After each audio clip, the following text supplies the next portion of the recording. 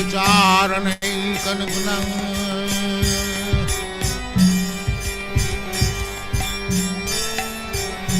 तद्धर्म संस्थापक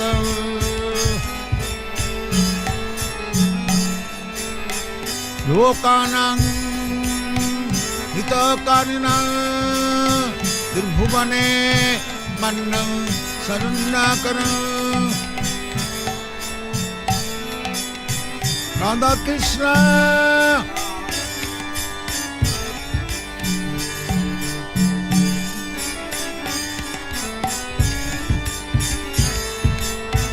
राधा कृष्ण पदारविन्दौ भजनामृतौ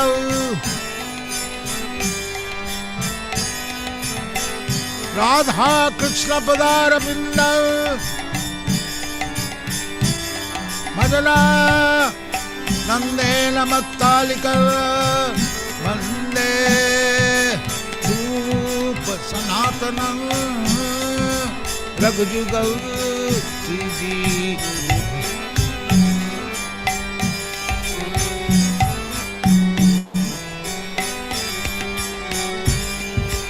कृष्ण कीर्तन गान नर्तन परौ प्रेम निधि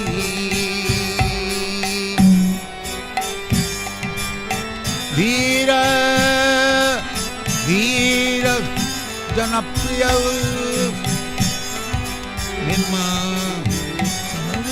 निर्मूदित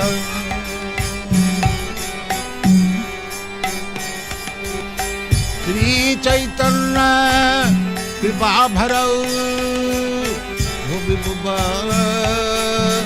हरामन्त रकौ वन्दे रूप सनातनं रघुजुगौ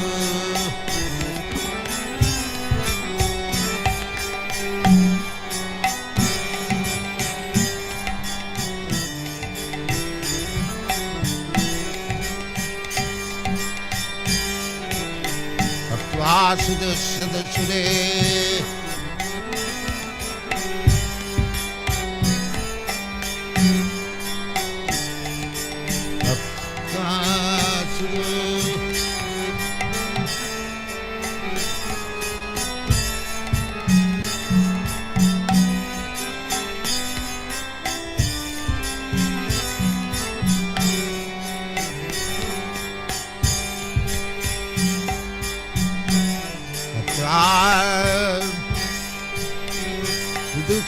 सुरेव सुतराज्य लक्ष्मी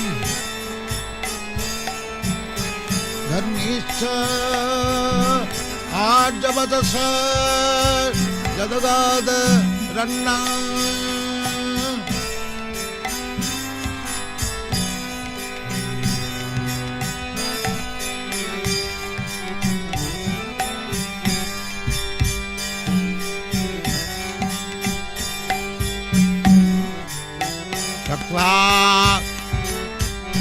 मंडलस्नी सदा तुच्छब भूत्वा दीनगणे शतो करुणया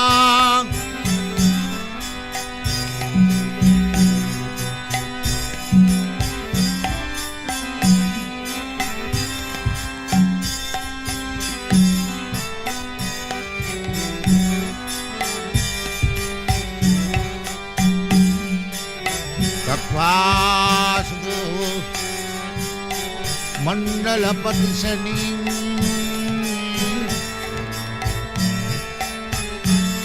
सदा तुच्छब भूत्वा दीनगणेश करुणया कौपीन कंठास्थितौ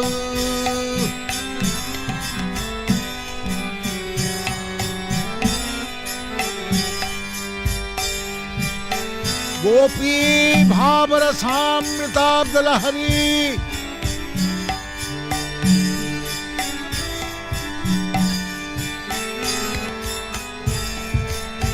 गोपी भाव Hare Kallo Lamagnan Maha Bande Rupa Sanatana Ragajugaru Sriji Bhago Palaka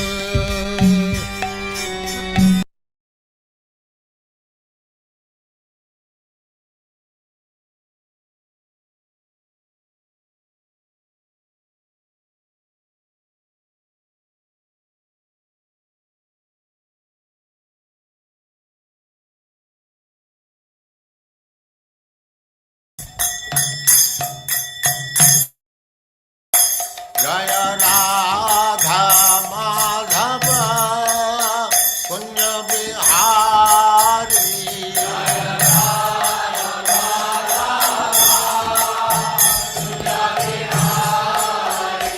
Jaya Radha Madhava Kunya Bihari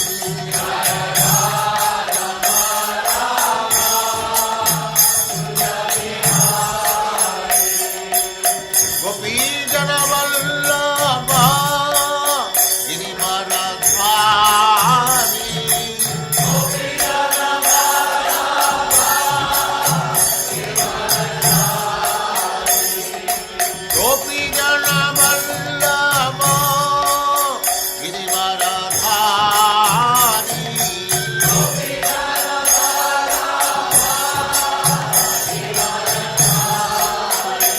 Jaya Radha Madhava Kunya Bihari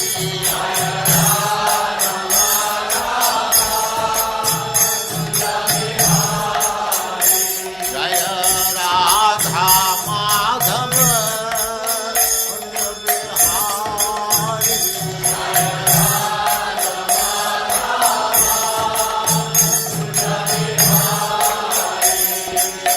Gopi Jana Vallabha Girivaradhari Gopi Jana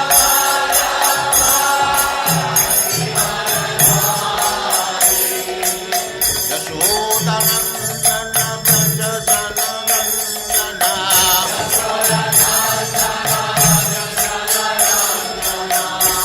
Yashodanandana Brajajananandana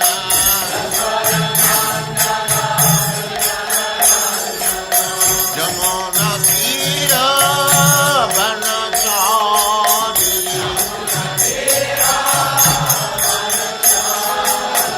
Jamuna Tira Vanachari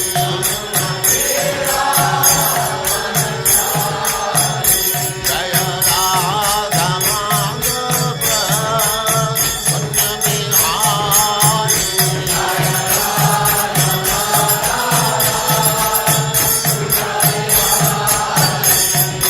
Gopi Jana Vallabha Girivaradhari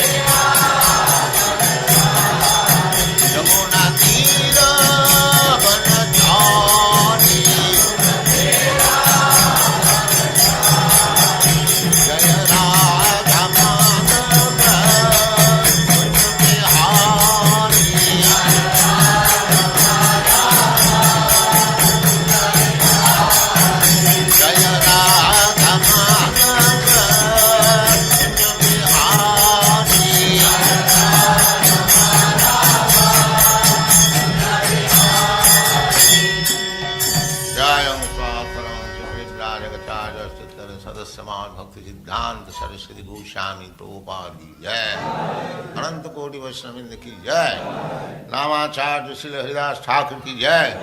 प्रेम से कहो श्री कृष्ण चैतन्य प्रभु नित्यानंद से अद्वैत गदाधर शिवास आदि गौर भक्तवृंद की जय। श्री श्री राधा कृष्ण गौ गोपीनाथ श्याम कुंड राधा कुंड गिरिवर्धन की जय, वृंदावन धाम की जय, नवद्वीप धाम की जय, स्वामी तो भक्तवृंद की जय, गंगा माई की जय, जमुना माई की जय, तुलसी देवी की जय, भक्ति देवी की जय, स्वामी तो भक्तवृंद की जय। All glories to the assembled Lord. All glories to the assembled Lord. Thank you very much.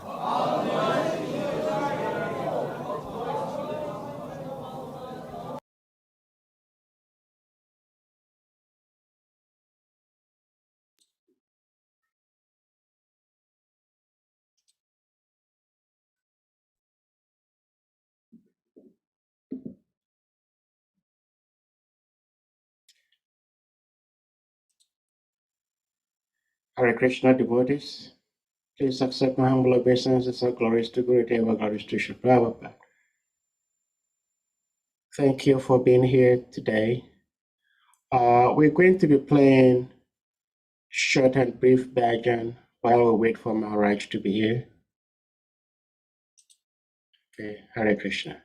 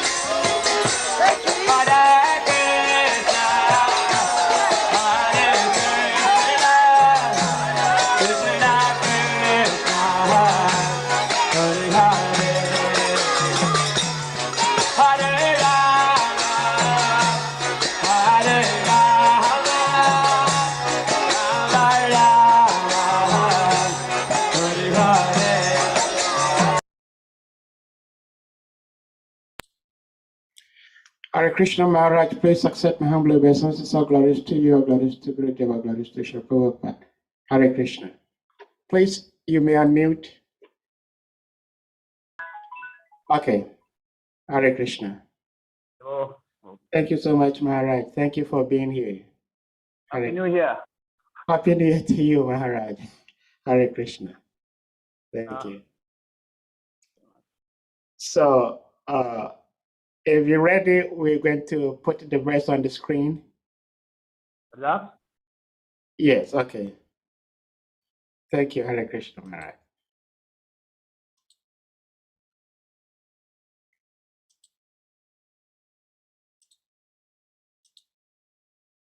Om Namo Bhagavate Vasudevaya. Om Namo Bhagavate Vasudevaya. Om Namo Bhagavate Vasudevaya. Om Jnanam Chinmaradasya Jana Jana Sarakaya. Yakshumanitam Tasma Gurave Namaha.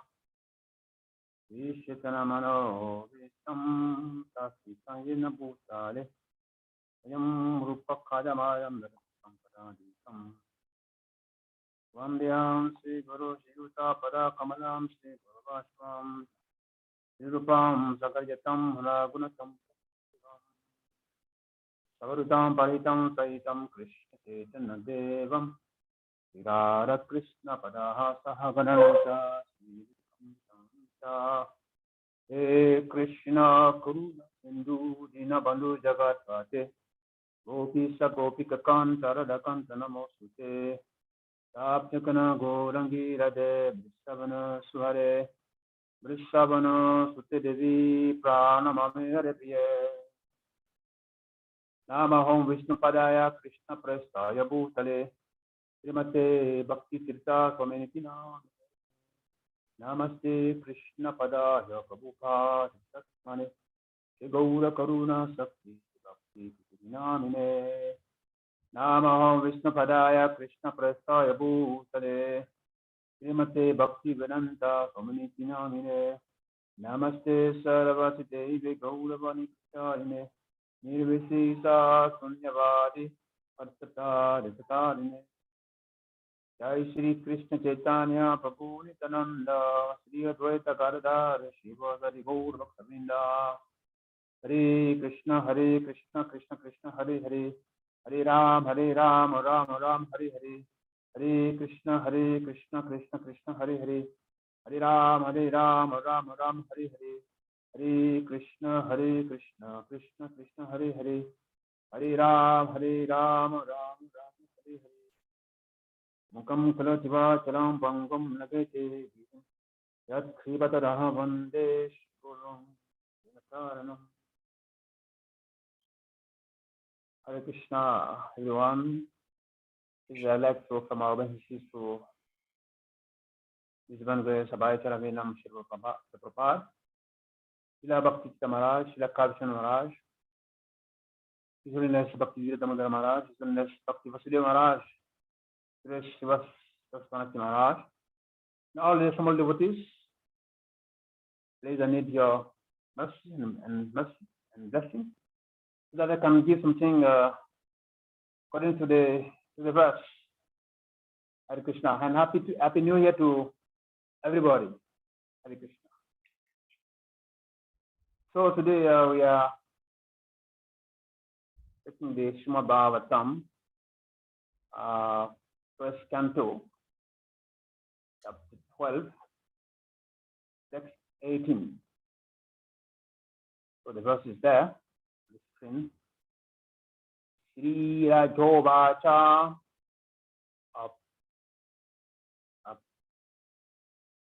Yesa Aksham Rajasin Punyas Lukha Mahatmanaha Anurvatita Spit Yasasa Nove Nuvadina Sama Raja, the all good king Maharaj Parikshit, Maharaj Yudhishthira, Uvacha said, happy with the Isaha this Vamsyam family, Raja Rishni of saintly kings, Punyas Lokan, pious and very pious by the very name,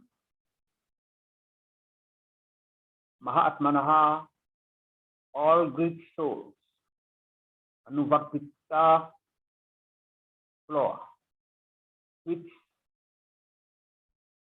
will be Shastra by achievements, Duvadina by glorification, Sattamaha, O great souls.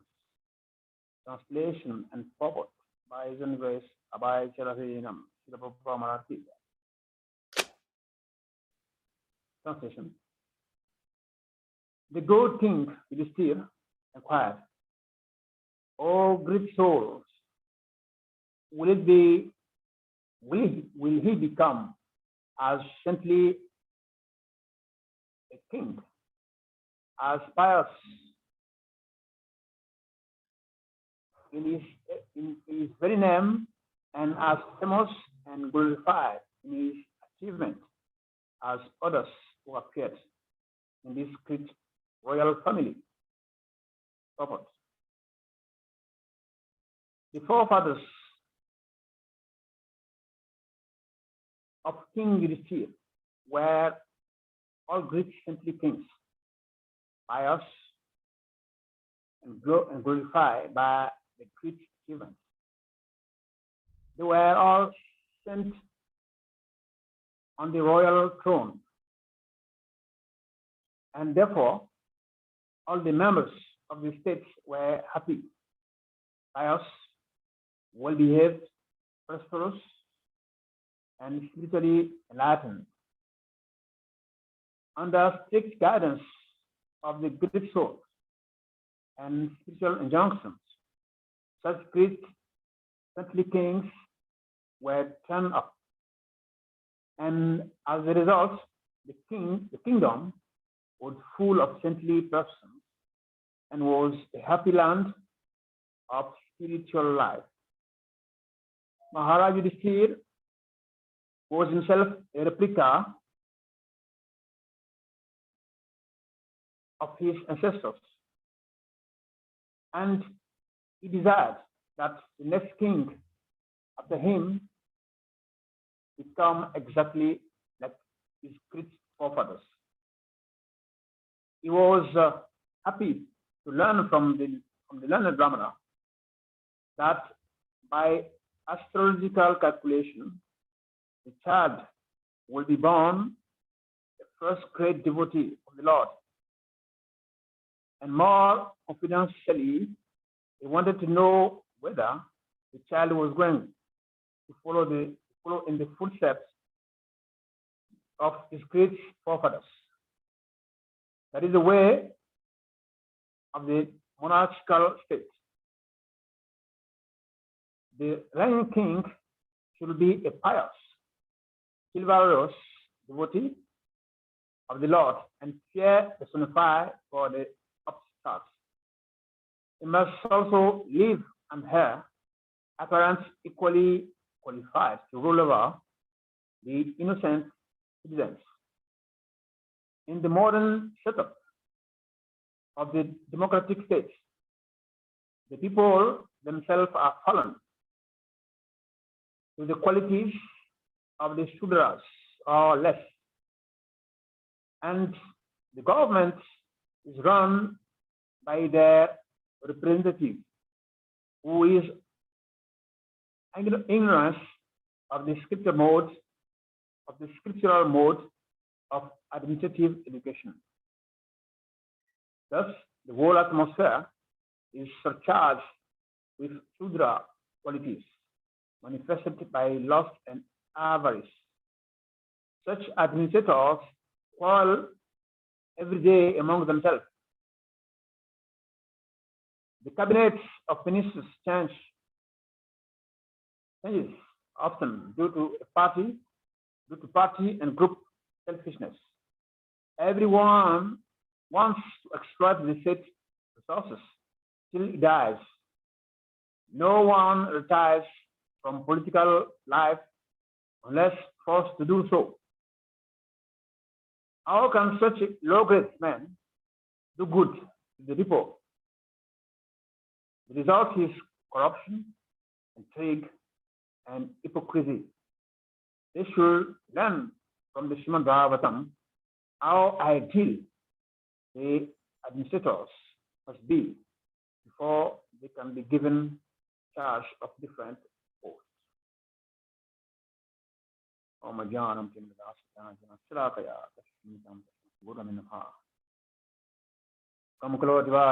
Pangam Nagate Girim Yat Sripatata Vande Siguram Jatana Silababa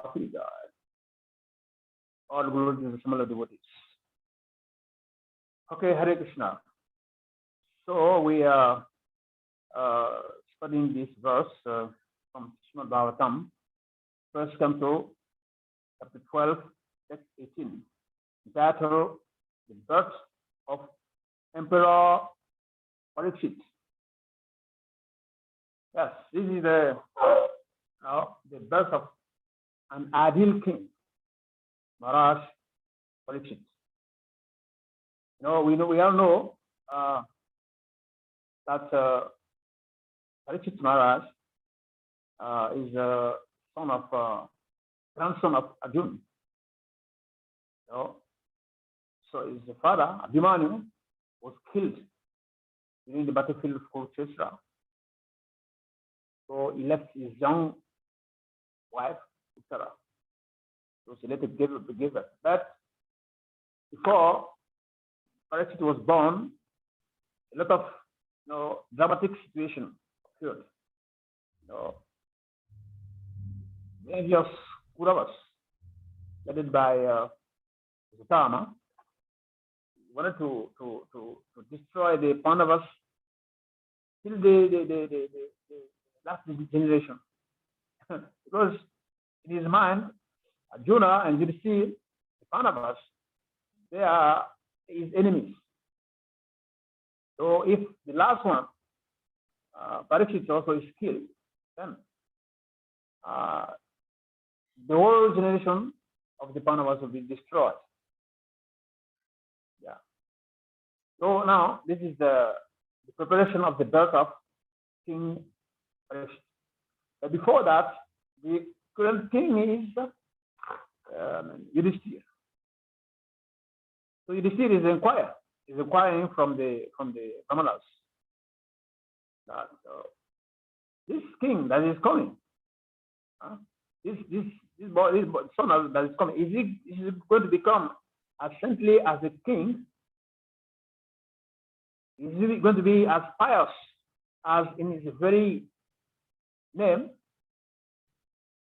and as famous, as glorified in his achievements as others who appeared in this royal family?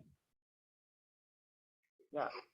Now, before the Vedic time, people were more interested in having, good name, honesty, moral integrity, than having, like now today, is having position and power and money. Before people were really most conscious of morality, qualities like purity, sincerity, loyalty to God. People were much more interested in those qualities than what we have now.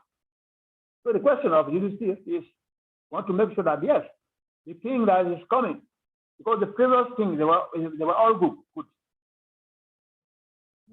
Harishchandra, Shantanu, all of them were all good. Now the last one, Yudhishthira, even Yudhishthira was known as the one who never lied. Very, very, very sincere person. Now, while with the next person coming, is he going to do the same thing, or is he going to destroy the honor of the family? When the purports, we have many things there. The forefathers of the King Yudhishthira were all great saintly kings, pious and glorified by their achievements. Yes. They did great things, and they were all glorified by their achievements. And by astrological calculation, the child will be born a first-grade devotee of the Lord. Yeah, that is the very time also when the parents they want to bring a child, they are not conscious of what this child is going to do in his life. Just like when Srila Prabhupada was born, his mother was more interested in having a son go to America, London to get some degrees and get a lot of money. But his father, Mohan, was more interested to have his son, to know how to play mridanga, be a good devotee, like that. Nowadays, if you tell your parents that I want to be a devotee, they will say you're crazy. Is it a job? Huh? Because people nowadays, when parents they born a child, it is an investment. Like they sow a seed. They want that seed to grow and they eat the fruits. So if you want to become a devotee, you're useless. You're useless.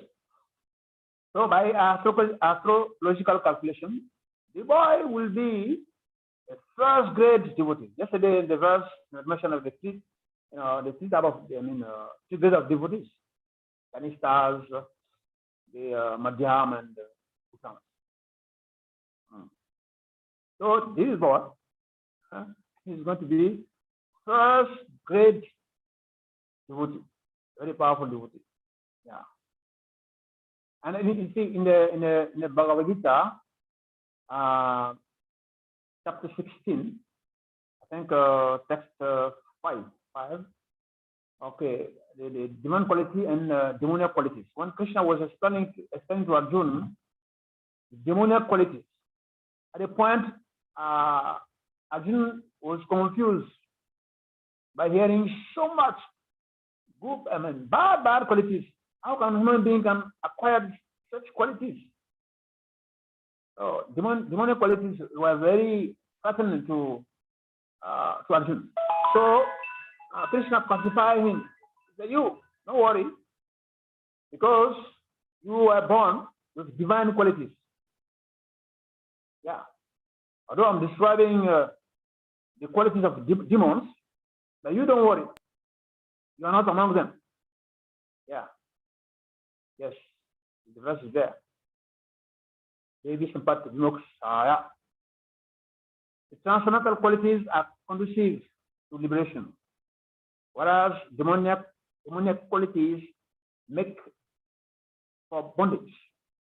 Do not worry, O son of Pandu, for you are born with divine qualities. No, Arjuna is a pious son. So Krishna assured him, "No worry, you are born with divine qualities." Yeah. And another point out in the Prabhupada is that is the way. You can see that part.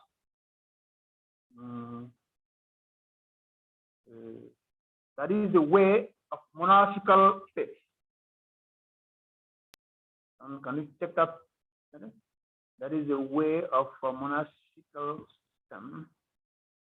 Yeah. Yes. That's right. He was happy to learn from the learned Brahmana that by astrological calculation, the child will be born a first-grade devotee of the Lord. And more confidentially, he wanted to know whether the child was going to follow in the footsteps of his great forefathers. That is the way of monarchical states. Yes, this is monarchical states. In Bhagavad Gita, chapter 10, text 20, it was said, Naranam cha naradipam. Among the men, I'm the monarch. It says like that.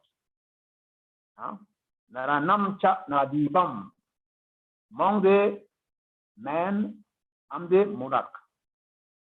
So now we have this system, monarchic system.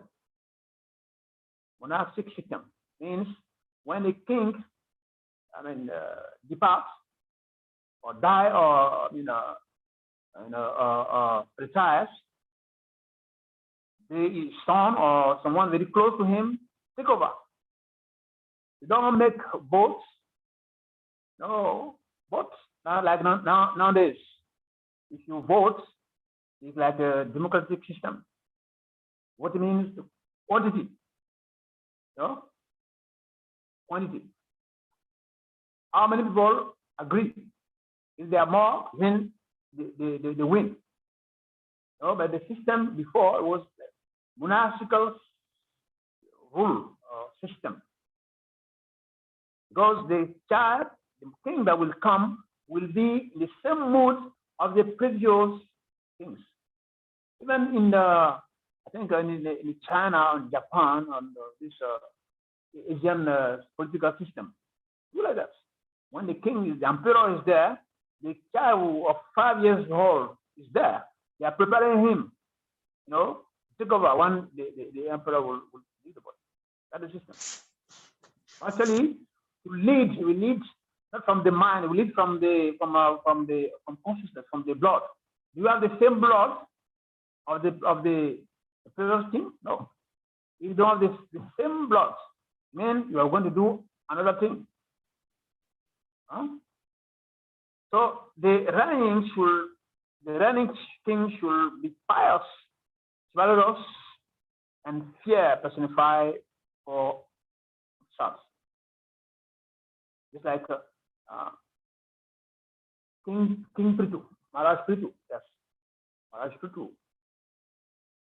Before I came, the King Vena was there. King Vena was disturbing the whole society, and was killed by the Brahmanas. When new king came, Parikshit Maharaj, Pritu Maharaj, he brought order in the society. Even he was chasing the hearts for not bringing out, the seeds.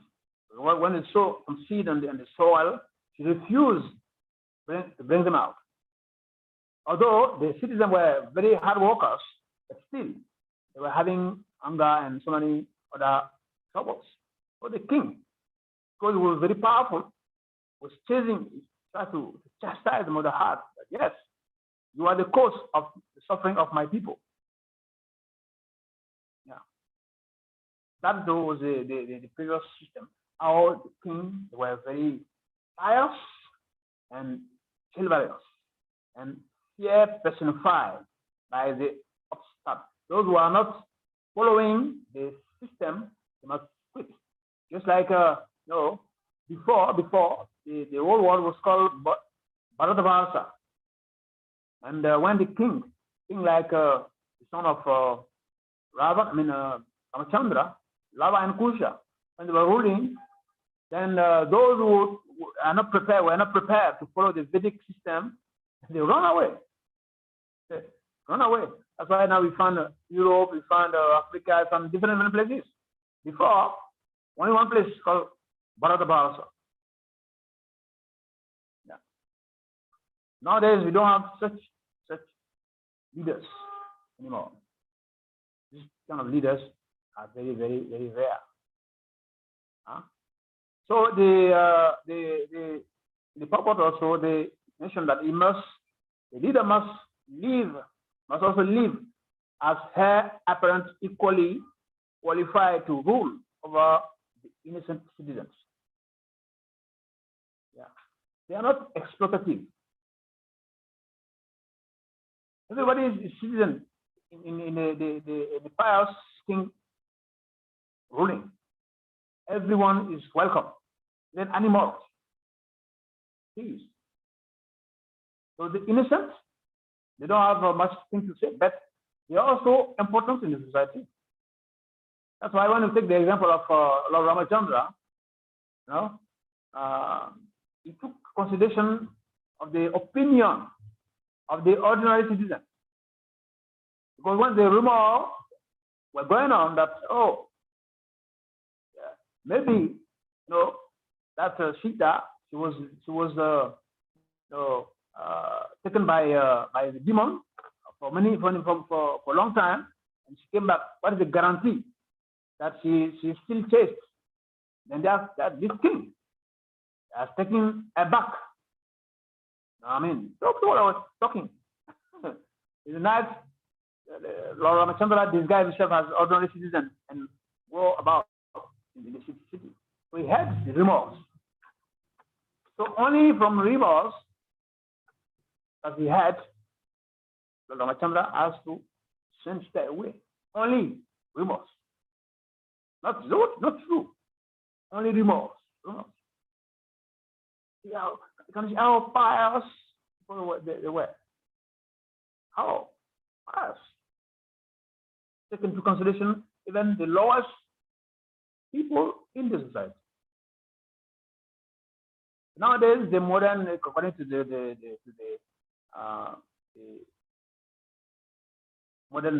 modern system of ruling, the modern setup of democratic states, people are Sudras or less than Sudras. Yeah. The modern setup of democratic states, people are Sudras or less than Sudras. And again, coming back to the previous one, that he must also live as heir apparent equally qualified to rule over the innocent citizens. So in the book of the leadership of an higher consciousness, it was mentioned the leader's private life and his public life. He said, there's no question of, okay, this is my private life, this is my public life. Generally, modern rulers, they smile in public. They appear to be very gentle, angelic, and public. But what they do in darkness, in private, has nothing to do with the character. So there is a difference between the character. It was a character. Character cannot change. It's what you have. That when you appear in the public, you can show, how you appear in public. People may say, yeah, this good guy is a good person. But your real character cannot change that. So in this modern setup of democratic states, people are less than Sudras or less than Sudras. So Srila Prabhupada give many examples regarding this kind of the new system of ruling today. He said, rascals, they gather together and they elect one among them. Yes, let's choose one among us to be our leader. All of them, they are rascals. So they select one rascal to lead the group of rascals. Then after a few days or a few months, they all discover that, hey, this guy is a rascal. So we cannot follow a rascal. Let us bring him down. So the same rascal, they bring the rascal, they put up, down. Then because they are still all rascals, they will change. They will select another one, thinking that he is going to be good or is going to be better. But the point is that it is a rascaldom system. Everybody is rascal. And he said also that if you put, what do you expect? What do you expect if you put many dogs in a room? You put many dogs in the same room. What do you expect? They're all going to bark. Oh, bark. That's all. And he said, the dogs, if you have a street, when the dogs see another dog on the other side of the street, they're barking. Why? What are you going to do on my side? This is the system that we are living in today. So the Prophet again said, such administrators quarrel every day among themselves. Yeah, actually, that is the characteristic of this age: hypocrisy, quarrel, and irreligion. So new age administrators, they quarrel every day. I found a nice verse in the purport from Srimad Bhagavatam. The Prabhu can check it, can show it on the screen. Srimad Bhagavatam, Canto 4, chapter 20, text 18. Very, very interesting. I want to share with you. Srimad Bhagavatam, Canto 4, chapter 20, text 18. Yes, that was about the conflict between Indra and the king Prithu Maharaj. Okay, are you showing the screen, Prabhu? Yes, Maharaj. Yeah. Interesting.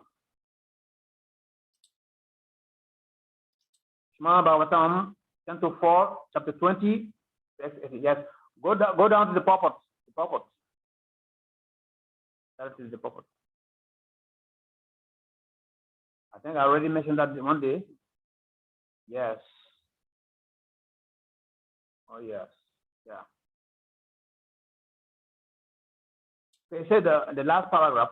Indeed, Indra decided to fall at the little feet of King Prithu. But the king was so magnanimous, a Vaishnava, that he did not want Maharaj Indra to fall down at his feet. Instead, King Prithu immediately picked him up and embraced him, and both of them forgot all the past incidents. Both King Indra and Maharaj Prithu were envious and angry with each other. But since both of them were Vaishnava or servants of Vishnu, it was their duty to adjust the cause of their envy. This is also the first class example for cooperative behavior between Vaishnavas. In the present days, however, because people are not Vaishnava, they fight perpetually among one another and are vanquished without finishing the mission of human life. There is a great need to propagate the Krishna consciousness movement in the world, so that even though people sometimes become angry and malicious towards one another because of their being Krishna conscious, such rivalry, competition, and envy can be adjusted without difficulty. Yeah, I think this is very, very interesting. If you check, now we are talking about bad things. If you check in, all religions, Muslims, Christians, even ISKCON, you check in many temples. We have different issues. Different issues that we are having. And here, King Prithu and Indra, they were great enemies, but they were able to solve the enmity because of their Krishna consciousness. It's the only way. It's the only way. So all these conflicts that we are having in the world now, they cannot be solved without Krishna consciousness. Okay? Interesting. So the devotee should be the first person to apply those things. In fact, that's why Chaitanya Mahaprabhu told in India, Bharata Bhumite, told them, look, those who are born in the land of the Bharata Bhumi, Bharata Bharasa, it is your prime duty to purify your life and be lives of others. Yes, we can say, okay, this verse was said by Chaitanya Prabhu for the people in India. Now, what about us in Krishna consciousness? We have the light, we have the knowledge. That is our duty to purify our life, make our life better, exemplary, and lead others. We should not be attracted by so many things happening here and there in this modern world. So, in this age, such administrators, they will quarrel every day. In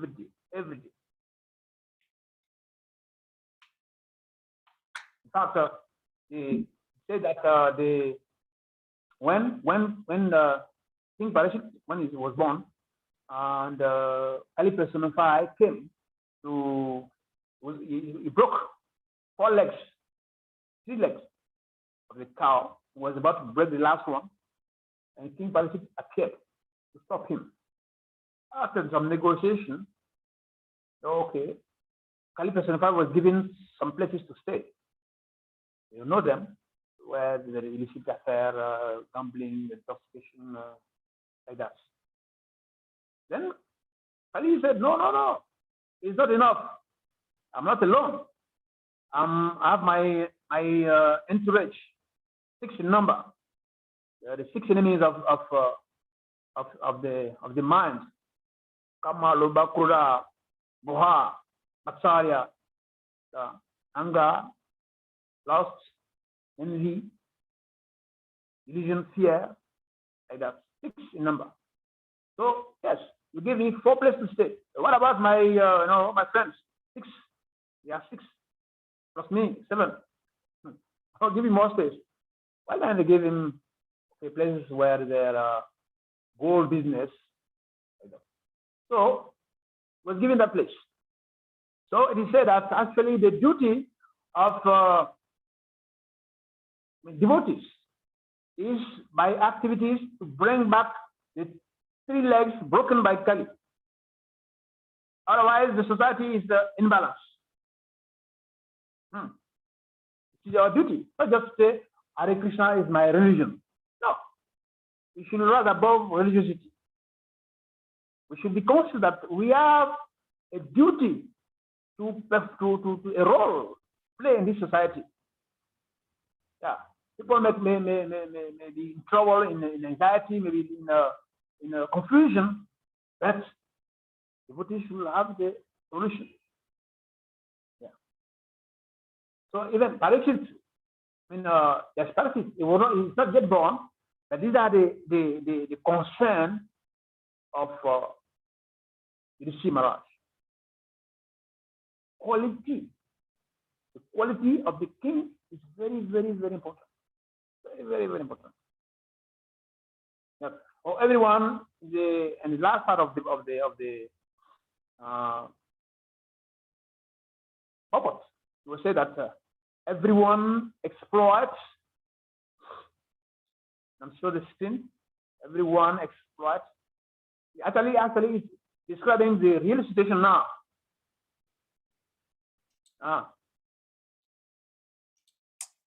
Such administrators, yes, such administrators. The last part of the, in the modern setup of the democratic state, people themselves are fallen to the qualities of Sudras or less. And the government is run by the representative who is ignorance of the scriptural mode of administrative education. Thus, the whole atmosphere is surcharged with Sudra qualities. manifested by lust and avarice. Such administrators quarrel every day among themselves. The cabinets of ministers changes often due to party and group selfishness. Everyone wants to exploit the state's resources till he dies.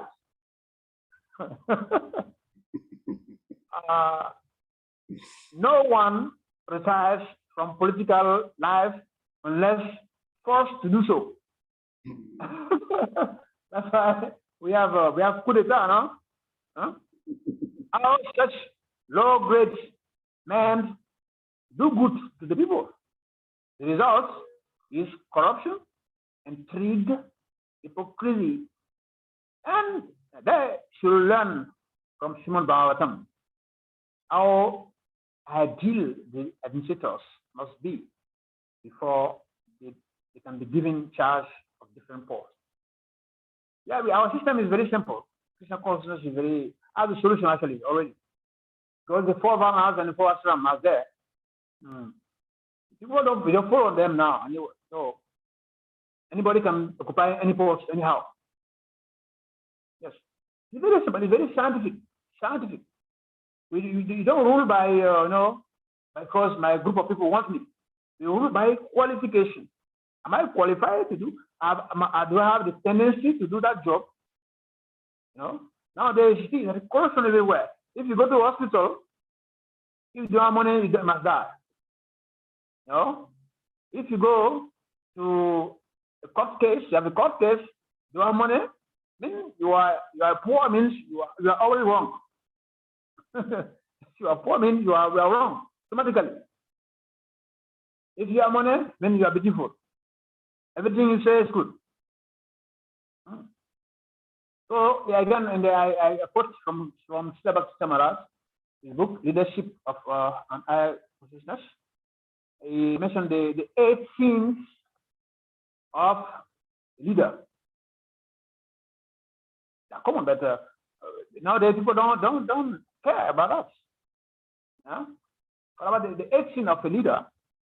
Say wealth without work. How can you get money without working? Must cheat. There's a cheater. There's a thief. They're working. They have so much money, they don't work. Now we see many people now. They are the richest, so they're very, very rich, and they don't work. And he said, commerce without morality. You do business, but you don't have good moral. You have moral integrity. Treat people and treat the scale. You see, if someone want to buy, let's say, 5 kg of beans, you manage to put 2 kgs of stones, small stones, mix it with the beans. So when we put on the scale, it's 5 kg. You can see it's 5 kg, but actually 2 kg of stone are there. 2 kg of stone. Yeah. There's commerce without morality. There is a hell for that. If you check in the Srimad Bhagavatam, there is a hell for those kind of people. And he said, education without ethics. So now I don't understand why. People they go to school, but I don't know why it is from there the students they develop the very, very bad habits. I don't know why. When they are at home, they are okay. But as soon as they start going to school, they start developing some bad habits. Education without ethics. Yeah. The students, they have so many. From there, at the school, you know how to smoke, you know how to learn pornography. From school, you know how to take drugs. So many things. Why at the school? Why education without ethics?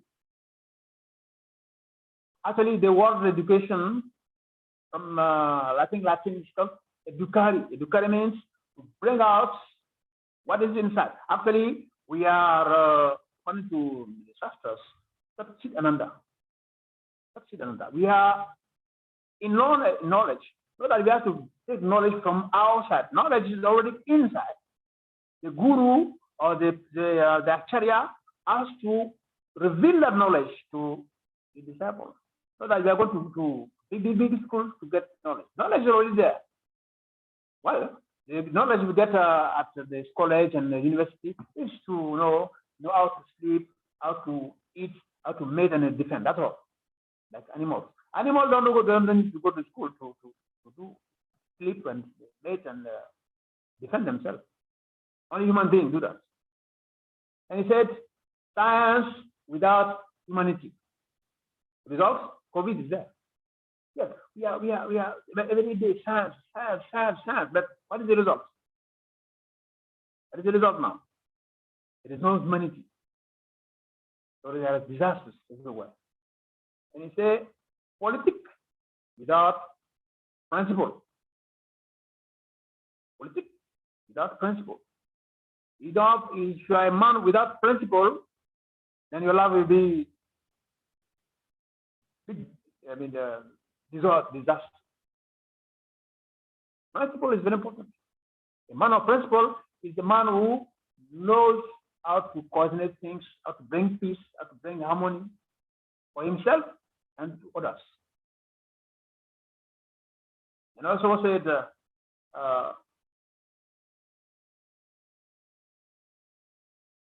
politics without principle, worship without sacrifice. Worship without sacrifice. Nowadays, people want to worship God, but don't do tapasya. They don't want to. They're not ready to work up hell for Mangalati. They're not ready to control their senses. They're not ready to avoid bad habits. But they want to become big religious leaders in the society. And again, Maharaj Gurudev added something from himself. Said we should avoid at all costs. Should avoid religion without deep philosophy. Religion without deep philosophy. Yeah. So this is some of the eighth sin. The eighth sin of a leader. And at the last part of the purpose is that. People are ready to die on power. See? They are all like to exploit the resources of this society. There is need. There is a need for Krishna consciousness to have this knowledge. So it is a duty of devotees to propagate this knowledge. Well, devotees doesn't do politics, but like in the Vedic time, the Brahmanas, they give guidance to Kshatriyas. Kshatriyas, they are meant to lead the society, but with proper guidance from the Brahmanas. Yeah. So that is the system. Kshatriya, Brahmana, Kshatriya, Vaishya, and Shudra. Everyone must know his position. Everyone must know his duty according to his karma and guna. Karma and guna. Guna means the mode that's controlling me, directs me to do a certain type of job. Yeah. Sometimes many people they are Shudras. See, they will find themselves. I don't know how they find themselves on top. See, Prabhupada was giving the example because he said, many rascals are together, and the other rascal they would notice that yes, this one, what he's doing is some good. He's a rascal. So let us bring him down. When they bring him down, then they find another person among themselves, thinking that that person will be better. But the point that they are all rascals. First of all, there is need to stop being a rascal. Then we can have good results. And again, in the book, Gurudev mentioned about the system, the political system. Very interesting. Let me give you some points. He said, socialism is a system that allows for the means of production and distribution to be owned and controlled collectively. In theory, socialism is meant to lead to communism, a doctrine that allows for all property to be allowed to be owned and controlled by the community. And communist society is ideally classless. But in the communist societies, we have seen in recent history, the state is controlled by a totalitarian regime.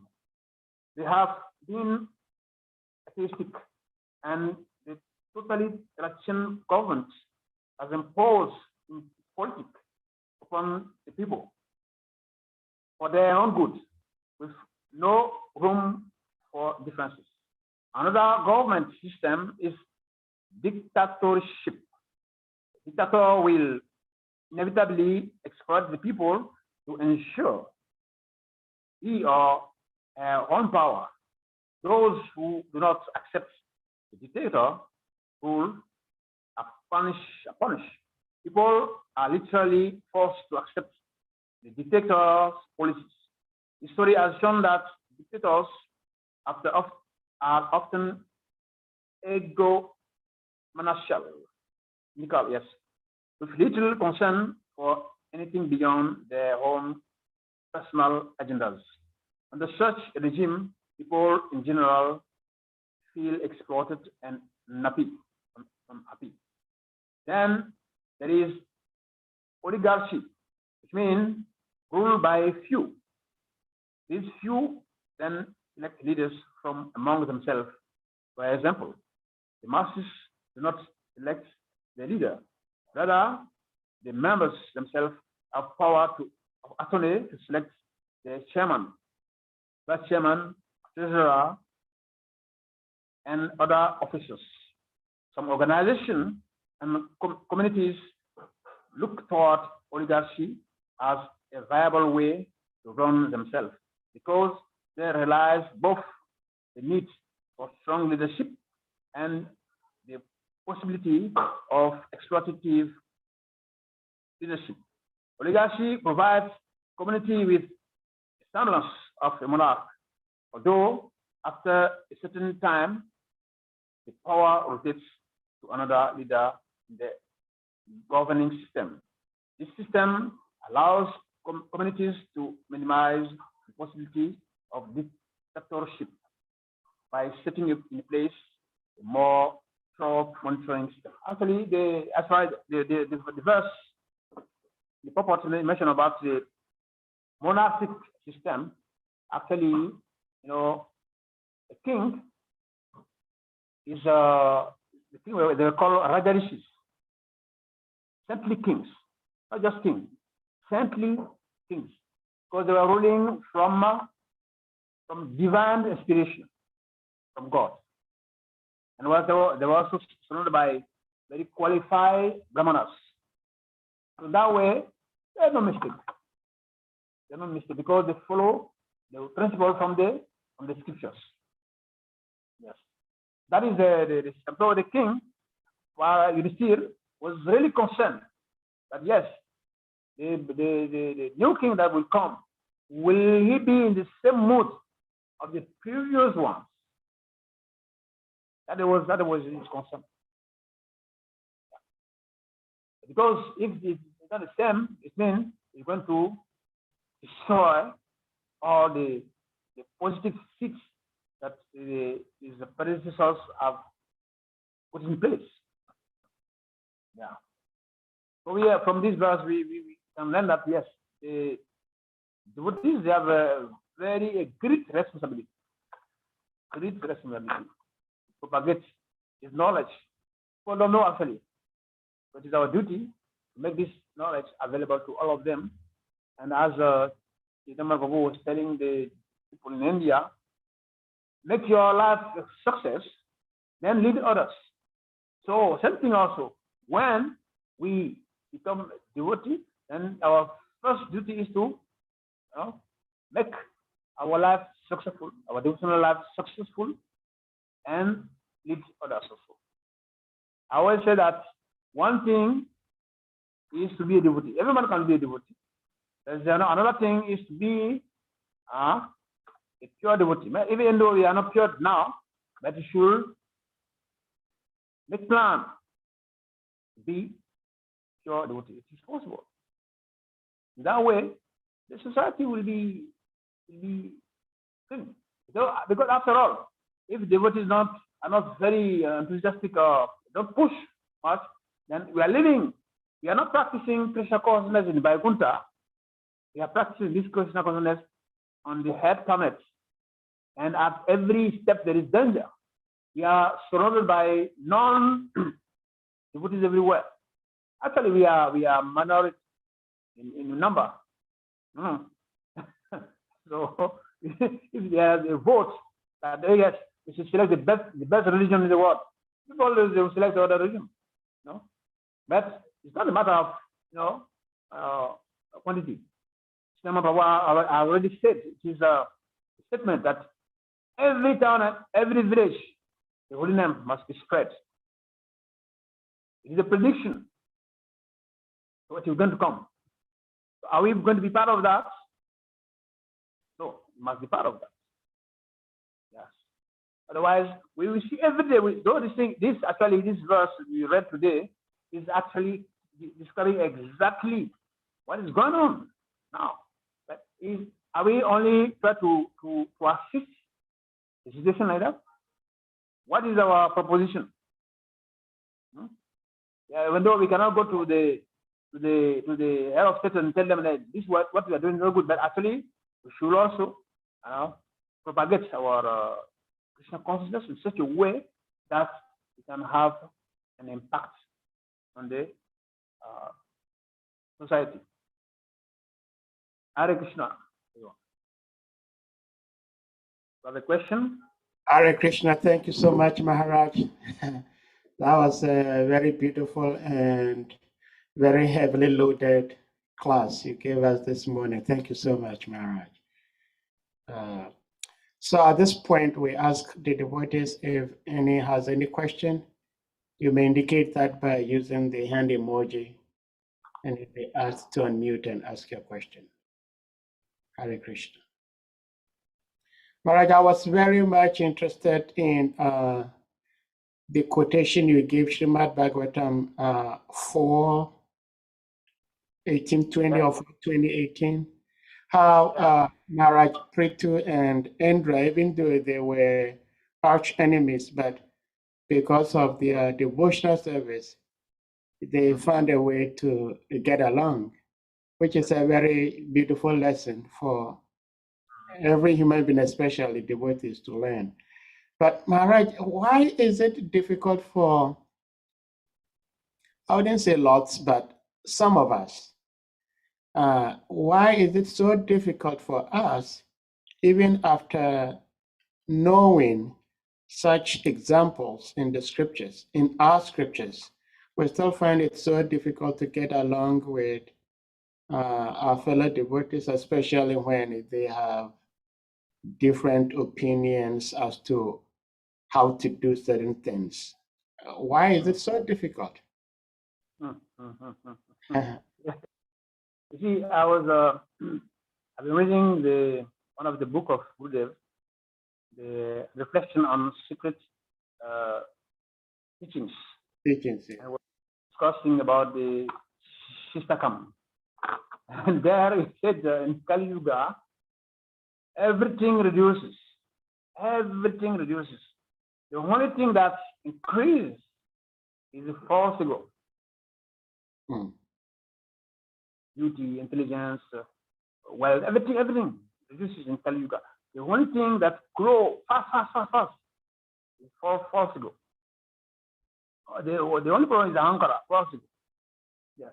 So the case of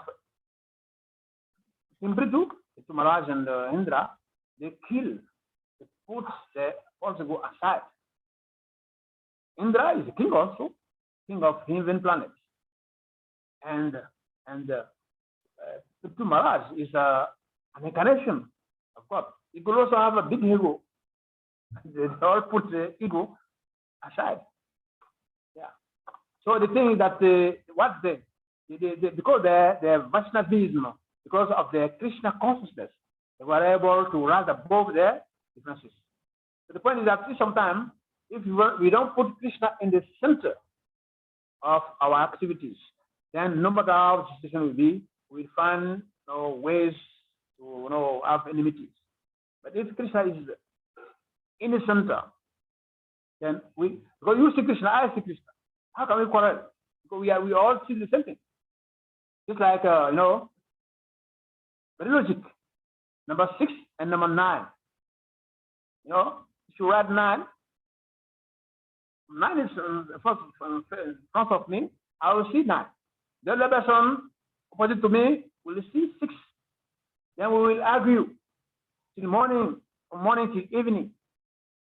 5 days, 1 month, 1 year, the whole life. We cannot understand each other because I'm seeing differently. The other one is seeing differently. The same number, 9, when you revise it, becomes 6. But because we are seeing this different position, this one is seeing different, another one is seeing different. But if both of us right above the number, we say, okay, actually, so it appears 6 on the other side and 9 on the other side also. Then quarter will finish. So the point is that we are also right above my physical platform. I'm on it. We say it. I'm not the body. Just philosophy. But it's very difficult, No, not easy to apply. Very easy to say, but not difficult. Not very difficult. Very easy to say, but very difficult to apply. Yeah, so that's the thing. Yeah, it's not just theory. That's why those of us, those devotees, many devotees have done Bhakti Shastri now. Two things are there. We have a preaching application and we have personal application. Personal application. How do you apply this in your personal life? So when you say something like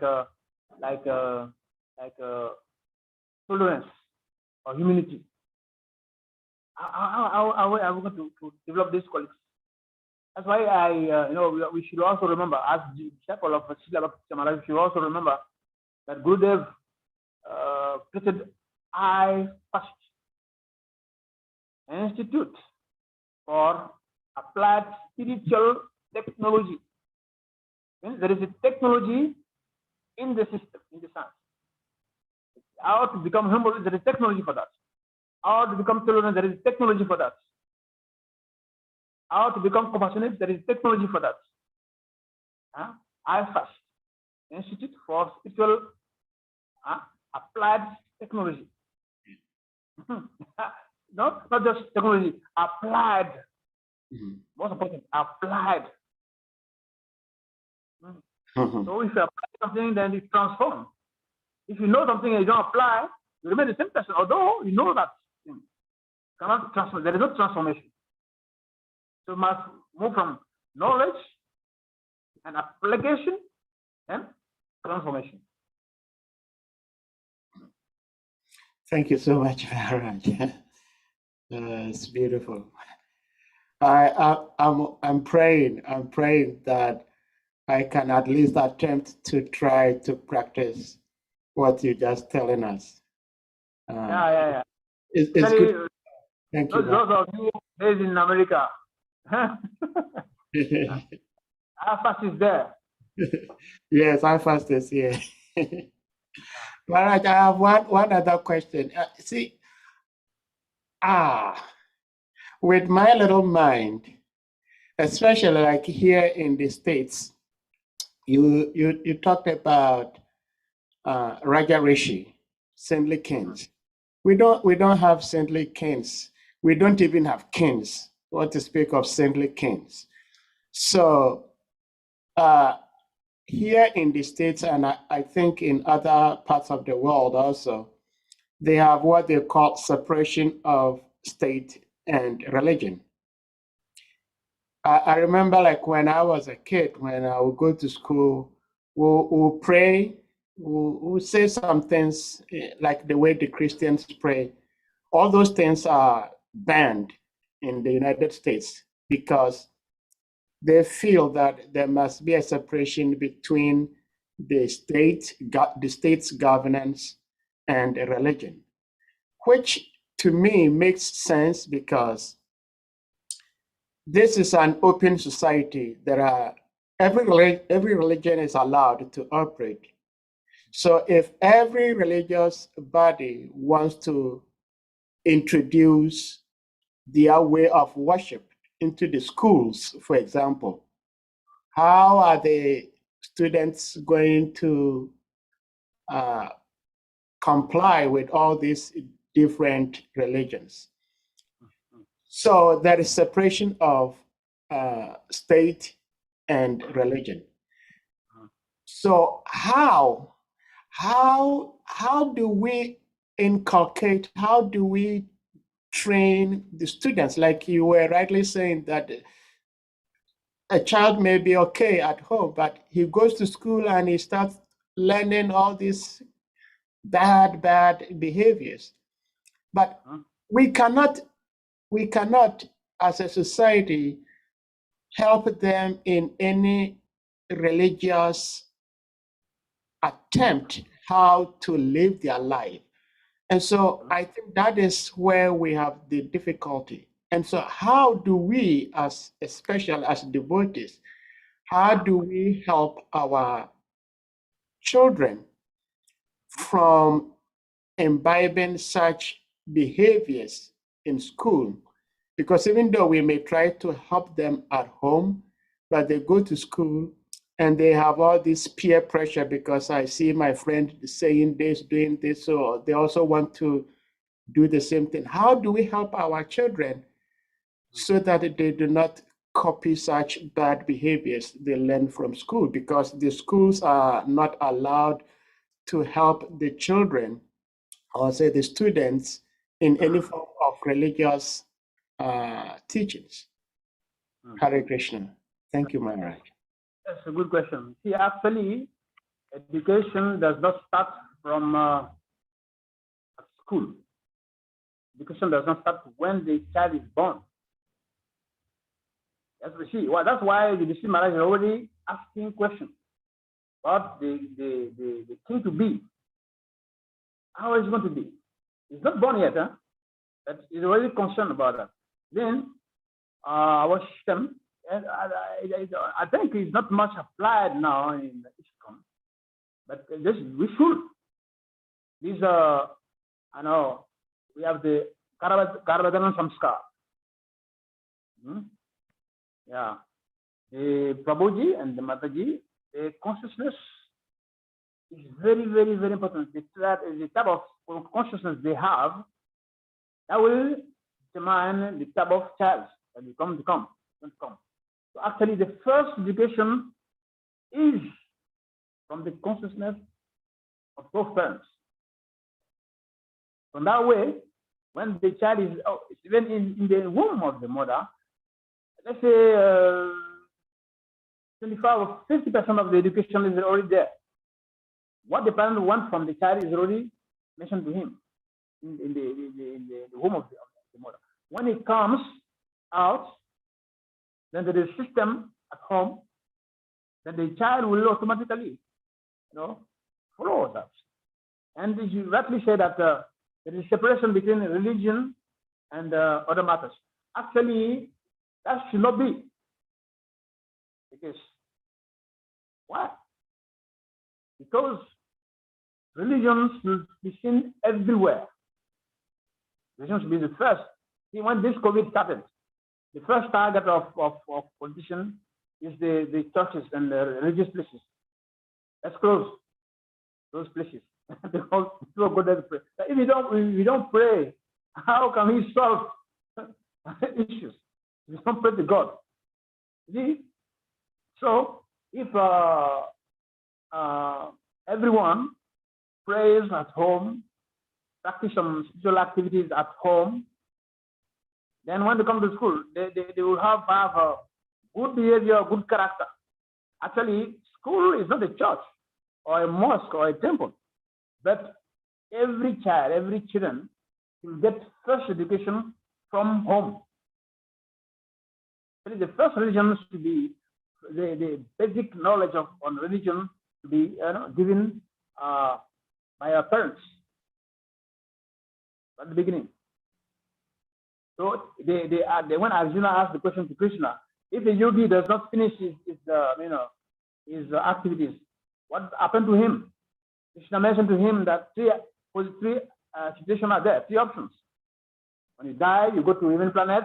After you finish enjoying, you take bath in a rich family, take bath in aristocratic family, and you can take bath in a Brahmanis, transcendentalist family. That is very, very, very, very rare. See. So the society said that it's called secular society. There is difference between religion and politics. Do your politics, religion, we do our politics. But now, in the book, it was mentioned politics without principle. And if there is no principle, then they're going to have trouble. Then before they know the way to the church, then they go to the church to pray. Please, God, save us. There is a war. Please, how can we solve this issue? Please, God, there is a COVID. We don't know how to do. But in the beginning, you should not have separated politics from religion. Because if you separate, then it is a godless society. How can the godless society be happy? Or everybody is Shudra. Everybody is a rascal. Nobody knows the direction. How can blind lead other blinds? How is it possible? So these are new systems. Separate religion from politics. It's called religion without religion in politics without principle. This is the consequence now. Yeah, we have no ethic at all. And the same thing also, education without ethic. Where does these children get this bad behavior? At school, no?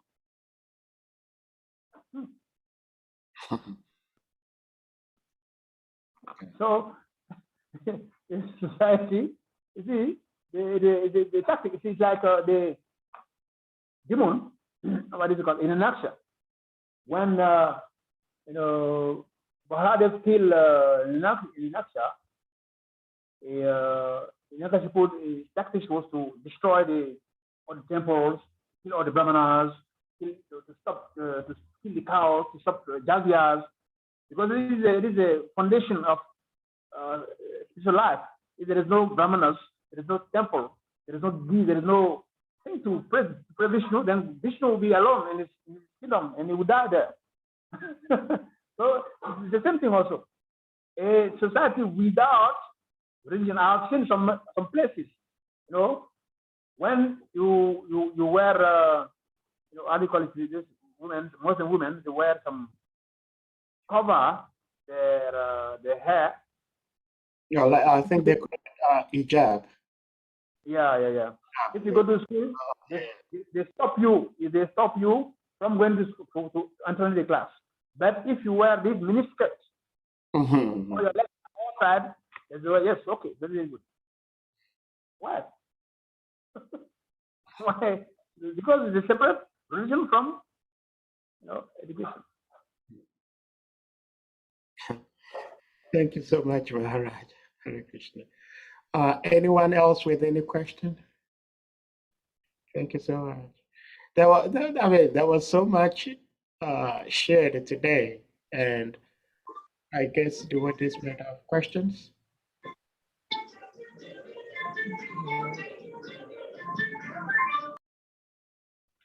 All right. Maharaj, it seems everybody is. Oh, Salika Prabhu has his hands up. Salika Prabhu, you may go ahead. Hare Krishna. Hare Krishna, we can hear you. Yes, Maharaj, thank you very much for the wonderful class. I just wanted to reflect on a point that you mentioned in the because of the class. Not too far out from Travis' question, but There is a different. noise. Is it coming from your background, Salika Prabhu? Okay, I think so. Okay, let me. Okay, is it better now? Yeah, better now, yes. Okay, good. So, because of the Lord Maharaj, you mentioned that Krishna consciousness is the only way. And when you were mentioning that, you mentioned some of the concept of Western philosophy, like the Christian theology, and then you mentioned Krishna consciousness as the only way that could solve all of the problems that the world faces. And it starts sounding to me that like a Christian will also say Christianity is the only way. I'm a typical Muslim will say Islam is the only way. There's no other way that can solve the whole of the world's problem. So how do we differentiate from this understanding of Krishna is the only solution to all human problems from the Western understanding of thinking of Krishna, Christianity is the only way, or Jesus is the only way? Yes. Thank you very much. This is a question of bring clarification. Actually, you are right. When I say Krishna consciousness is the only way, yes, Christian also can say Christianity is the only way. Muslims can also say this, Islam is the only way. But the point is, anybody who is conscious of God. Actually, there is only one Krishna consciousness. Although in ISKCON, we call our denomination is called Krishna consciousness. Krishna means God. So if the Muslim is conscious of Allah, they have deep connection with Allah. Yes, because actually Bible, Quran, they are holy books. Provided people follow exactly what is there. Actually, Srila Prabhupada mentioned in many cases in the discussion with Christian, and he spoke nicely about Jesus Christ. And Jesus Christ is our Lord. Jesus Christ is our Guru. Because he was teaching Bhakti, he was teaching Krishna consciousness. People just this is what they have to do, but Jesus Christ was preaching God consciousness. Same thing also with Muhammad. So if you can find a Muslim who follow exactly what Muhammad said, is a simple person. You can find a Christian who follow exactly what Jesus Christ said, is also in the right direction. But Krishna consciousness is a place where we as much as possible, we try to focus the maximum on God conscious in every aspect in our life. That's why we even take into consideration our mind, even our thinking. Not only what we do in front of God, but our thinking also. Now, people don't really consider what we think. Because they consider, yes, I'm in the church, I'm in the mosque, people see me, but what I'm thinking, people don't know.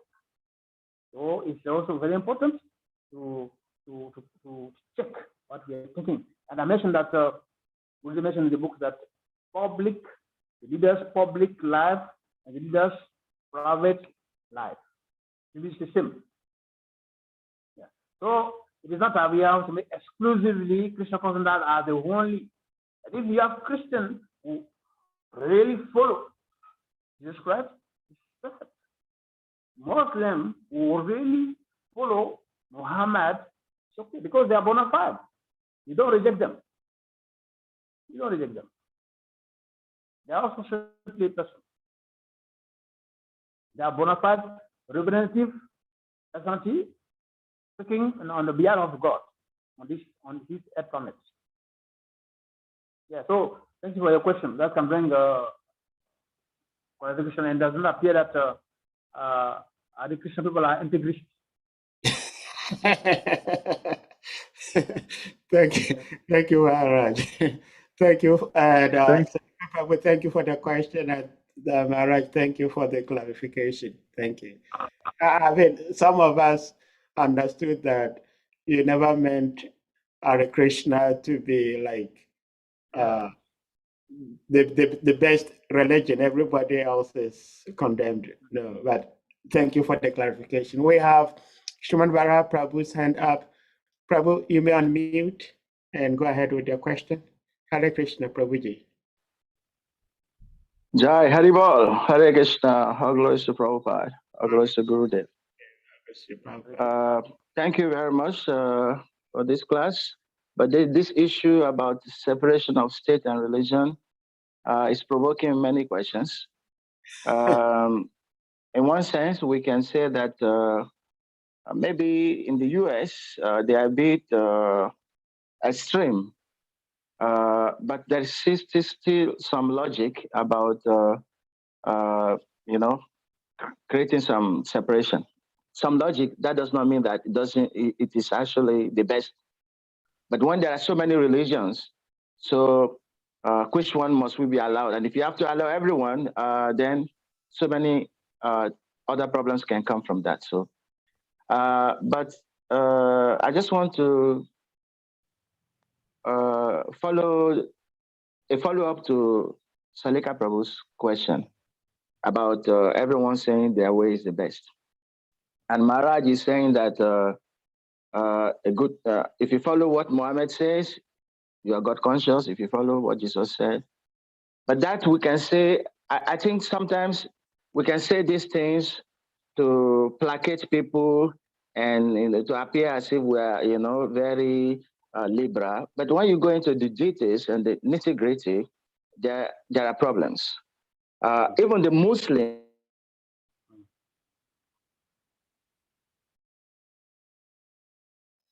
Prabhuji, you're breaking up.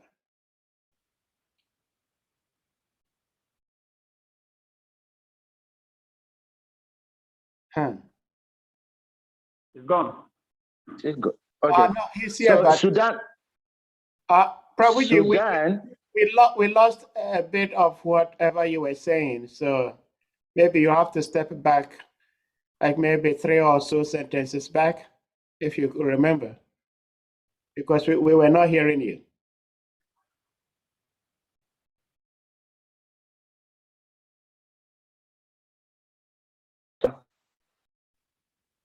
Hare Krishna. Hare Krishna, yeah, we can hear you now.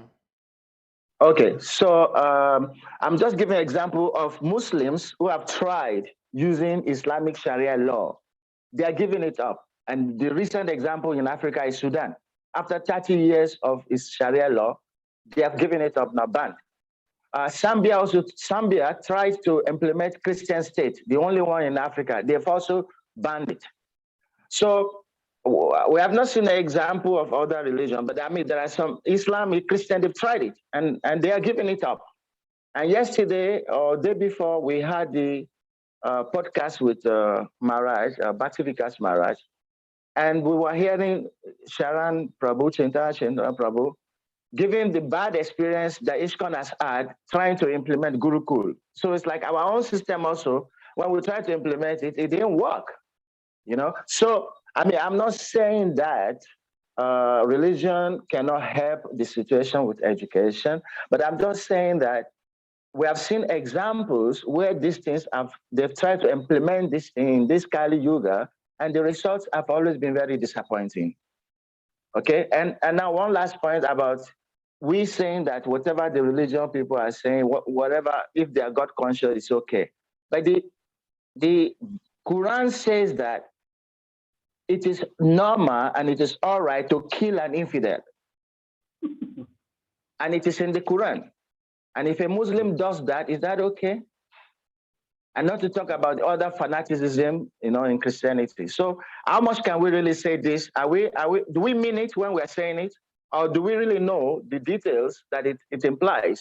Because when you say this to people who have some phobia about Islam, and say that even the Muslim people are giving up on their own Sharia, and we say that the Muslims, whatever they say, if they're following Muhammad, they're all right. But we're saying that, it is not all right with the public and with the Muslim public also, even themselves. So anyway, I just want, a balance in this. We have to be very practical with how things are in the society. Okay, that's my Yeah, question and contribution. Hare Krishna. Thank you, Srimad Prabhu. Maharaj, do you have anything to say to that? Yeah. Okay, Hare Krishna. Yes. You see, the Prabhu is right. You know, I've also have friends who were Muslims, and they told me that the word Islam means peace. Okay? And when they call us war, jihad war, it means to kill the enemies inside, not outside. It means to kill our ego, kill our envy, our lust. Just something like ISKCON is preaching. The real enemy is not outside, it is inside. The Bible also preaches, love your neighbor. First commandment, no? Love your neighbor as you love yourself. If you love yourself, you don't harm yourself. Then you cannot harm your neighbor. Same principle we are preaching. But the thing is that we have integrity. Those who does not, they're fanatic. You don't really follow what the leader is saying. Otherwise, Prabhuji is right that we should not just say for pleasing people. You see, sometimes even when Srila Prabhupada, when he is giving some public lecture, when he talk about this exploration on the moon, he is saying in such a way, that it doesn't affirm it. That they did not go, or they went. It says in a diplomatic way. We devotees, we understand this language. Understand? So, and at the public lecture, if you go and say that you are the only religion that can save the world, of course, the integrity are more than those who are peaceful. So we say what we have to say, huh? And it's true also that if you really people want to follow what is there, there's most of the time also there is some interpretation, wrong interpretation. Take the Bible now, so many interpretations now. What's the real teaching, the original teaching of Jesus Christ? You don't have it now. The original teaching of Muhammad, you don't have it now. We have integrity, we have so many fanatic people that is bringing another way of understanding the Bible or the Quran. So, yes, it's true. We should not try to please, the people. But I remember that the Prabhupada himself said that Jesus Christ is our Guru. Jesus Christ is our Guru. Yes. Because he's bona fide, he's absolute avatar. He came to teach Bhakti, but on a certain level. Yes, you can understand. Muhammad also the same thing. Yeah. So the point is that if I say those who are Muslims, if you follow the Muhammad, you will become God conscious. Everything is gradual, it's a gradual process. If you follow a certain path, that will lead you to another level. And from one level to another level until you come to the pure Bhakti. Even in our Krishna consciousness, we are not all devotees at the same level. No? Yesterday, the verse mentioned about Kanishta, Madhyama, and Uttamas. Some devotees, they have some character that does not honor our Krishna consciousness. That doesn't mean that they are not devotees. It doesn't mean that all the devotees are like them. See? So I'm just following what Srila Prabhupada himself said, that Jesus Christ is a bona fide master. Islam means peace. And the jihad, the war, means to kill the enemies outside. I mean, inside, not outside. People are misinterpreting, that's all. Hare Krishna, thank you, Maharaj, for the answer and the contribution. I see Bhakta George has his hand up, but Bhakta George, I'm sorry, I'll have to say something really quick. Thank you, Maharaj, for your response to Srimad Prabhu's question and comment. which is very important and very essential all at the same time. But I remember, Maharaj, your answer to Mahaprabhu's question. I remember watching one of Srila Prabhupada's public interviews. It was a television interview, and the host asked Srila Prabhupada, "So Swamiji, why do you leave the tuft of hair at the back of your hair, at the back of your head? I mean, the speaker." And Srila Prabhupada's answer was, "We just want to keep ourselves clean." We all know that that is not the real reason. But Srila Prabhupada said that because it was public, and according to the person who was asking the question, Srila Prabhupada found an appropriate answer, not necessarily the actual truth, but the appropriate answer to the question in that situation. So sometimes as devotees, we may say certain things which are not false, but may not be the actual reason because of time, place, and circumstance. And secondly, I understand, as well as almost everybody on this platform, every devotee here is kind of mature devotee to some level, that there is always an external approach to religion, an internal approach to religion. And with the internal approach to religion, we all will understand that whether someone calls himself a Christian, Buddhist, or whatever, we all one, because the God factor is there. When it comes to externals, then there is always differences. So thank you very much, Maharaj. And Dr. George, you may unmute and ask your question. Hare Krishna. Yeah. Krishna Maharaj, I beg to offer my humble obeisances unto your lotus feet. Hare Krishna. Okay. Thank you very much for your wonderful lecture. Maharaj, I would like to know, in the purport, say the family members were happy to hear by astrological calculation that the child Parikshit will follow the footsteps of their forefathers. Yes. Okay, Maharaj, yeah, my question is, what account for someone who is living a saintly life now, but give a birth to a child which is one way or the other that does not follow the footsteps of his father?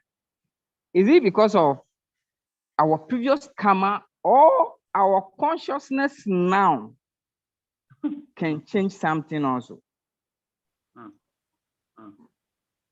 Maharaj, yeah, that's my question. Yeah, I understand. The question is that how is that someone, his father is a saintly person, and that saintly person gives birth to a person who doesn't necessarily follow? Sure. Is that a question? Huh? Yes, please. What necessitates that? Yes. Thank you, Maharaj. Hare Krishna. Yeah, I do mention about the Garbhadan Samskar in the state of consciousness of the father or the mother. See, there is one story, illicit story. Another morning, giving blessing to 4 kind of persons. You know, give blessing to the son of King Rajarishi. Say, "Oh, I give you long life. May you live long life." And give blessing to the son of Sadhu. "May you die now." And he gave blessing to a devotee. That you either you die or you live, something. And he gave blessing to the Busha. That you, whether you live or you die, same suffering. So the question is, why he blessed the son of the king, Rajaputra? that may you live long life. The reason is that now your father is a king, he's enjoying. Ordinary king means enjoyment. Women, wine, chicken, so many things, sometimes even cows, all type of drink. So your father is training you in enjoyment. And it's creating a lot of karma. His karmic account is increasing day by day. And you are his son, you are enjoying, you are happy. So when he died, you are going to share that. You also, you are going to share with him. So he blessed the son of the king. You may live, you please live long, because as soon as you die, you start paying karma for sharing the enjoyment for your father. And he told the son of the sadhu, or Rishipudra, please die now. Because at least your father is a sadhu, is practicing some kind of spiritual activity. That is protecting you. That's giving you, increasing your spiritual bank balance. But as soon as your father dies and is no more there to guide you again anymore, then what is the guarantee? What will be your future? So at least your father is living now. You better you die now. If you die now, you can have a chance to get promotion on higher planets, or maybe go back to Kuluka. But if you don't die now, your father died before you, what is the guarantee that you're going to continue following the instruction of your father? So better you die now. See? So even though the father and the mother, they practice governance samskara, and the child is born, okay, but still there must be a follow-up.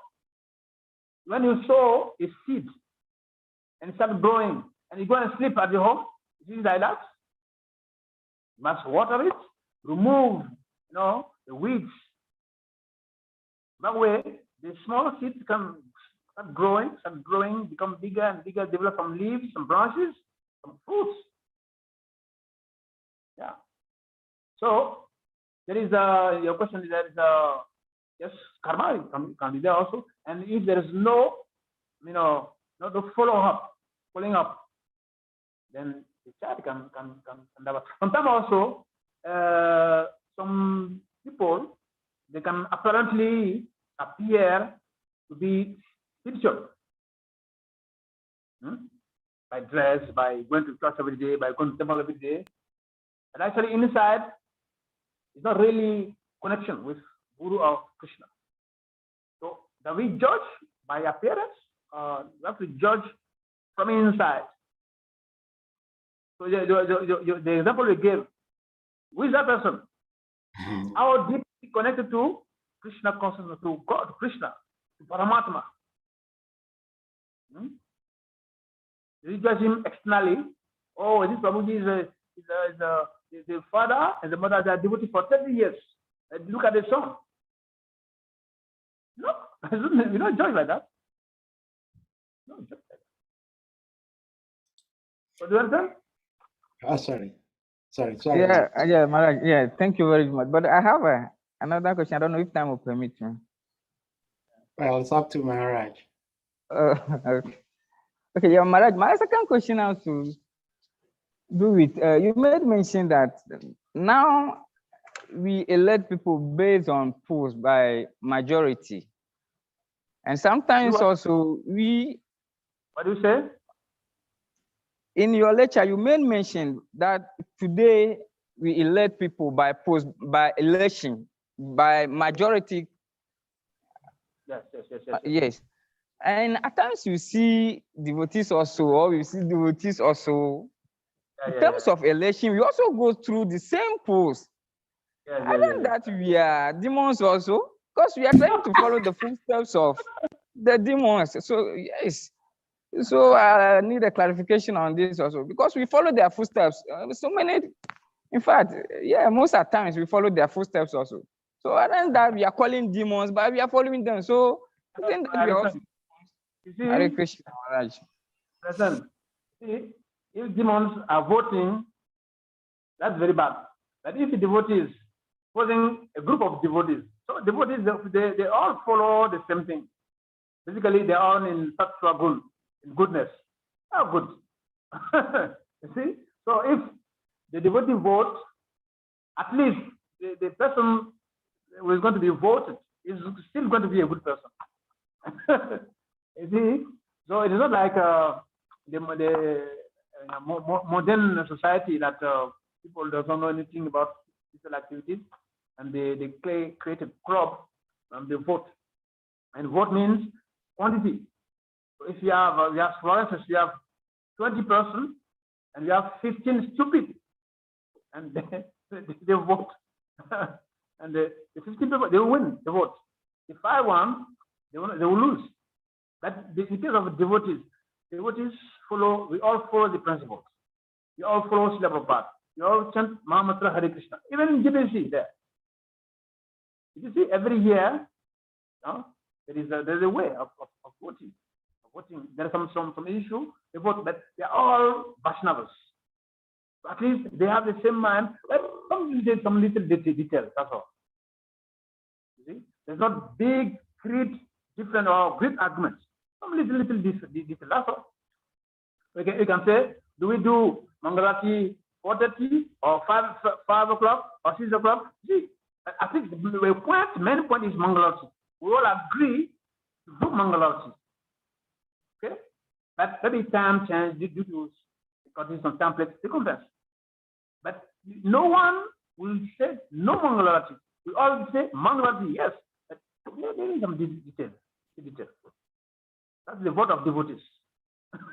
It's different from the other people. Okay. Okay, Maharaj. Yeah.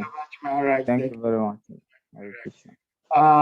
Following up with Shriman Vara Prabhu's question and comment, Bhakti Oladimeji has put in the chat room. Actually, Okay. I have clicked on it, which is very interesting. There is a nice article explaining why it is mentioned in the Quran that one may kill an infidel. And it's very interesting. And I would urge all the devotees to try to copy the link and then study it. It's very interesting. It's very beautiful. I have already. Briefly tell us what is it? Briefly. Okay, I'll do that. Let me see here. Okay, I have it here.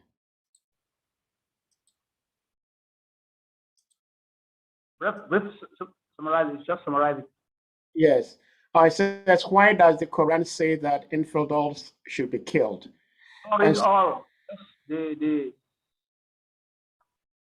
Yeah, so in other words, whoever is answering this question, I haven't read it all yet, but his brief answer is that that is not exactly what the Prophet Muhammad, peace be upon him, meant, but there is a context behind why he said that.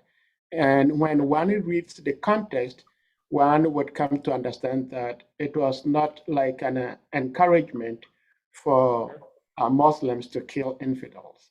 So I will urge all the devotees to read, and then it's not so long, it's a very short article.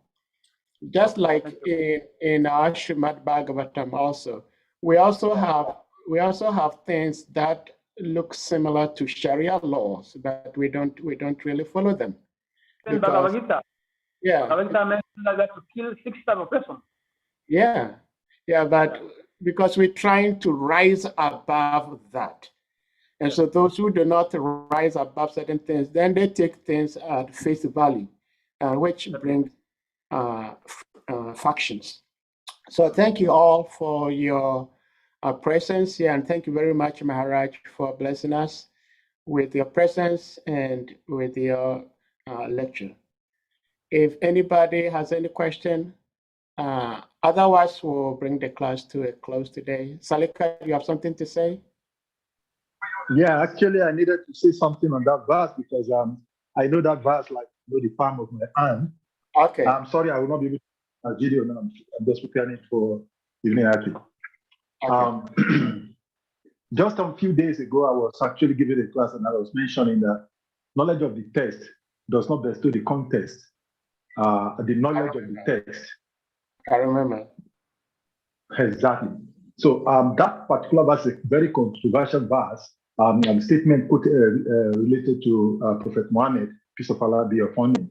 But actually, just like you rightly explained it, but I just needed to explain, just to add to your voice what you said, that the context in which that statement was made, the Muslim scholars who are Islamic scholars have explained that it's just like some of the text in our scriptures. And that particular statement is not actually a direct instruction. And I think I will give a reference. I was speaking somewhere this morning and I was explaining. I quoted Srila Prabhupada. There was a lecture, there was in 1976. I think I can get that particular conversation with Ameshwara Prabhu and Srila Prabhupada later at that place. In 1976, he requested Srila Prabhupada that he should be given permission to transcribe all Srila Prabhupada's lectures like into books, just like we have all of Prabhupada's books. So that would be an addition to Prabhupada's writing. And Prabhupada said no, that whatever anyone needed for Krishna consciousness is already in his Bhaktivedanta purports to all of the scriptures. And he was shocked because he was anticipating and expecting Srila Prabhupada to say, oh, go ahead and print, because Prabhupada in the mood of writing books. And Prabhupada, he asked Prabhupada, and Prabhupada explained in that conversation that my lectures are given according to the audience, but the Bhaktivedanta purport are given according to the scriptural text. So there are some times, and that is why sometimes we feel that Prabhupada says something to someone on the same subject matter, and when he talks to another person, he gives a different explanation. So in essence, this particular verse that Rajmeji quoted was actually relating to the background of the story, is that there were some infidel. The word infidel actually relates to non-believers, what you could call bandits today. And then Maharaj has also quoted something nicely, that cis aggressors can be killed. So it was in that kind of a context that this verse was spoken.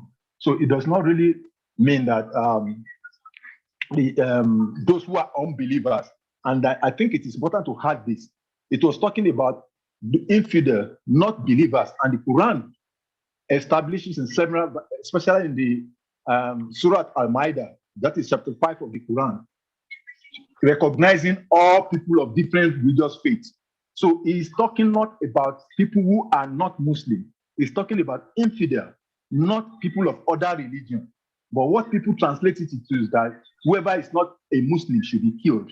So, but the Quran never says that. The Quran recognizes all different types of religious people. But when he's talking about infidel, there are people who do not believe in God, or who are perpetuating evil activities in the name of God or otherwise. This is what this verse is relating to. Thank you so much, Salika Prabhu. That's a nice add-on and a nice clarification. And thank you very much, Maharaj, for your patience and your blessings once again. Oladimeji, thank you for posting that article in the chat room also. Thank you. So at this point, we're going to, sorry, Maharaj, is it okay to end the class? Yes, yes. You have something else to say? No, it's okay, it's okay. It was nice interaction. Okay. Okay, thank you so much, Maharaj. Thank you for tolerating us, Maharaj. Hare Krishna. Yes. Thank you for your contribution. Hare Krishna. So at this point, we're please going to ask all the devotees to unmute, and then we chant big Hare Krishna to express our appreciation for Maharaj's presence and blessings. Jai. Hare Krishna. Krishna, Hare Krishna, Krishna Krishna, Hare Rama. Hare Rama, Rama, Hare Rama, Rama. Rama Rama, Hare Hare. All glories to His Holiness, Bhakti Carudesna Maharaj ki jai. Sai, Jai. The most devotees. Jai. Hare Krishna. Hare Krishna.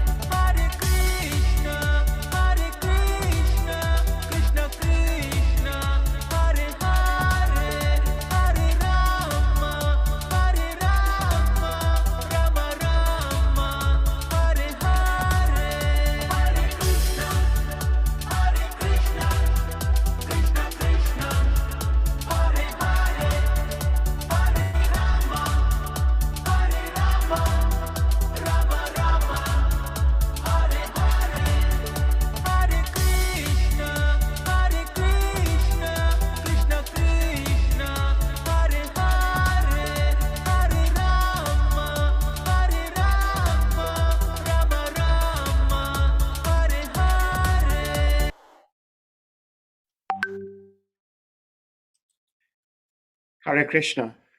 Thank you, all devotees. Oh, all right. I see Narayani Devi here. Shri Govinda is here. Well, by Guru Krishna's grace, we hope to see you all again tomorrow. I think tomorrow is Srivas Banachari speaking. So we hope to see you all tomorrow. Hare Krishna.